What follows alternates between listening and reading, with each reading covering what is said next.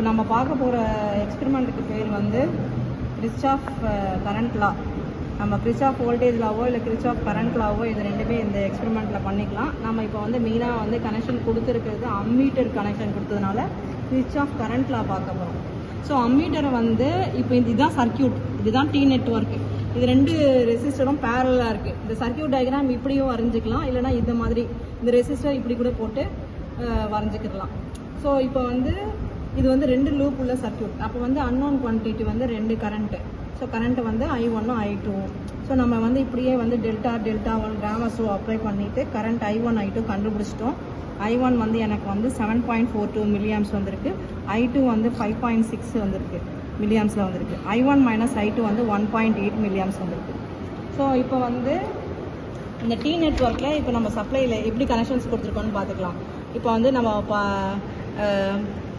இது கிரவுண்டு, இந்த ground point வந்து காமனாக கிரவுண்டு இந்த லைனில் யூஸ் பண்ணியாச்சு.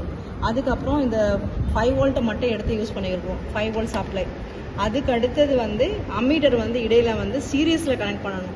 ஸோ இந்த ஒயர் வந்து இந்த அம்மீட்டர், ஸோ இதோட ரெட் ஒயரு.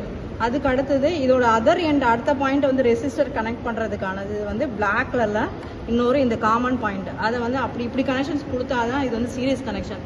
இல்லாட்டியும் வந்து நம்ம கரண்ட்டை மெஷர் பண்ண முடியாது, சர்க்கியூட்டு க்ளோஸ் ஆகாது.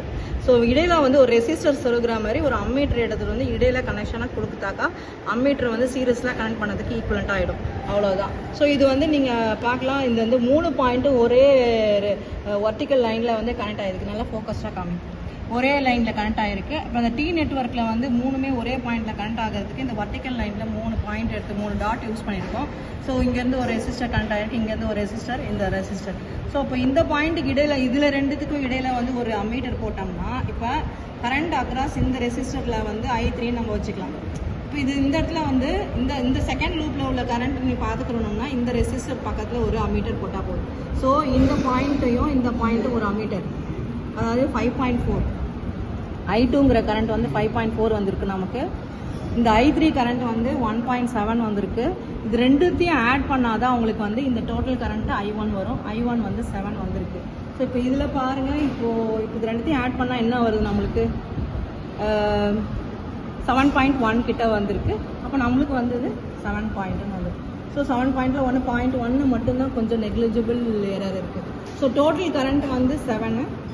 அதுக்கப்புறம் வந்து இது வந்து I1 மைனஸ் I2 கரண்ட்டு. இது ரெண்டுத்தையும் ஆட் பண்ணால் நம்மளுக்கு கிடைக்க வேண்டியது டோட்டல் கரண்ட்டு 7.1. இப்போ நம்மளுக்கு அது 7ன்னு கிடச்சிருக்கு. இவ்வளோதான் எக்ஸ்பெரிமெண்ட்டு. KCL படி இந்த I1 மைனஸ் I2 வந்து 1.8 நமக்கு வந்துடுச்சு. I2 வந்துட்டு 5.6 நமக்கு 5.4 அங்கே இருக்குது. ஆனால் 5.6 வந்து தியரிட்டிக்கல் கேல்குலேஷன் படி.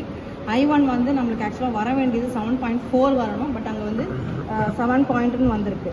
ஸோ இதுவும் வந்து கொஞ்சம் லைட்டாக எரர் காமிச்சிருக்கு, அவ்வளோதான். ஸோ இது ப்ராக்டிக்கலாக வந்தது. ஸோ ப்ராக்டிக்கலாக வந்ததுக்கு மட்டும் ஃபுல் டேலி ஆச்சுன்னா கூட ஓகே தான்.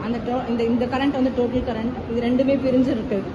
கரண்ட் வந்து பேரலில் சேம் கிடையாது, பட் சேமாக இருக்கிறதுக்கான வாய்ப்பு இருக்குது. எப்போனா வந்து ஒரு ரெசிஸ்டர் வந்து 2 ரெசிஸ்டர் சேமாக இருந்துச்சுன்னா இந்த 2 கரண்ட்டும் வந்து ஈக்குவலாக வந்து ஸ்ப்ளிட் ஆகிருக்கும், அவ்வளோதான். ஸோ ஆனால் கரண்ட் ஒரு வோல்டேஜ் வந்து பேரலல் ரெசிஸ்டராக இருந்ததுன்னா வோல்டேஜ் வந்து சேம். இது மட்டும் தெரிஞ்சால் போதும். ஓகே.